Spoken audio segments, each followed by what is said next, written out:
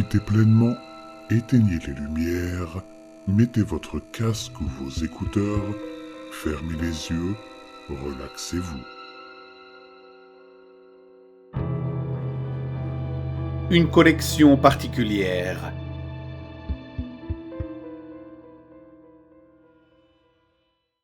Voici l'extrait d'une confession d'un condamné à mort à son avocat.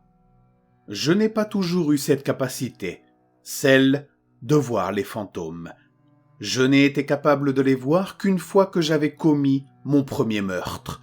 Je m'en souviens comme si c'était hier. La petite Laura.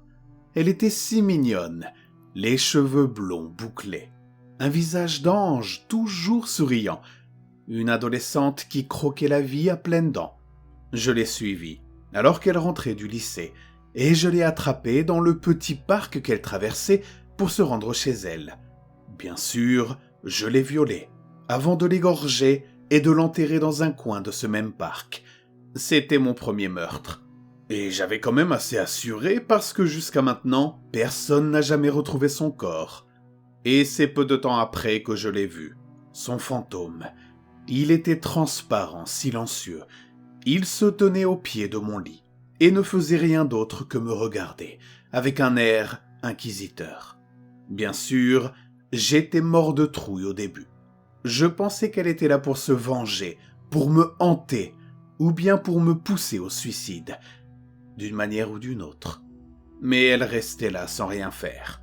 Elle me regardait fixement tout le temps. J'ai bien essayé de m'en débarrasser avec du gros sel, de l'acier comme dans les films, mais rien à faire. Elle était intangible. Je ne pouvais pas la toucher et elle ne pouvait pas me toucher. Finalement, ce n'était qu'un fardeau qui me suivait. Peut-être espérait-elle que j'ai des remords, qu'elle me ferait avoir des cas de conscience, mais malheureusement pour elle, je n'en avais aucune de conscience. Au contraire, j'avais bien envie d'ajouter quelques fantômes à ma collection, donc j'ai commencé à chercher d'autres victimes, comme cette personne de 32 ans, que j'avais trouvée grâce à un site de rencontre. Après l'avoir attiré à l'écart dans une ruelle, je l'ai éventré et laissé pourrir là. C'était ma première victime connue, celle qui a lancé ma légende, celle du tueur de minuit, car j'avais l'habitude de tuer mes victimes pile à cette heure-là. Comme prévu, en me réveillant, je n'avais pas un fantôme, mais deux. À côté de Laura, le fantôme de ma victime de la veille, avec la même expression sur son visage.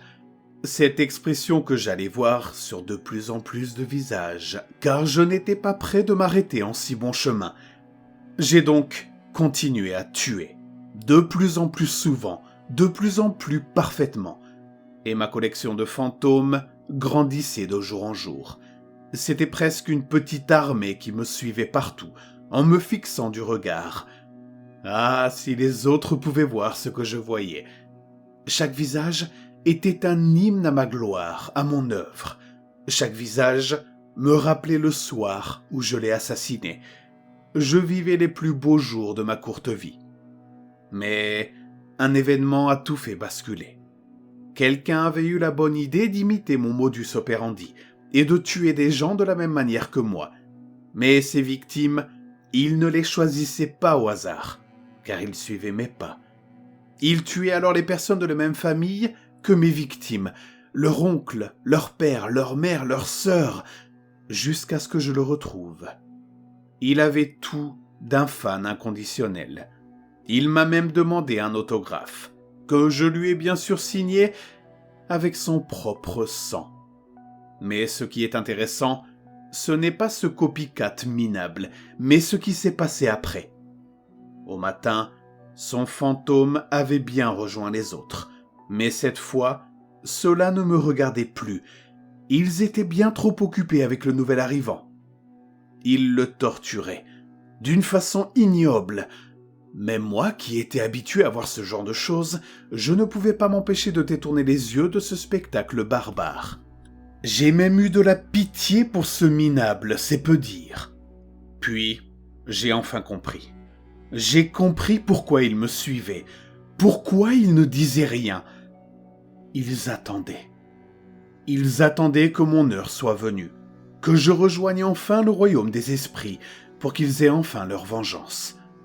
Comme pour ce copycat minable, ils avaient de grands projets pour moi et pour cela, il ne leur fallait qu'attendre ce moment. Et en leur qualité de fantômes, attendre, c'est ce qu'ils savaient faire de mieux.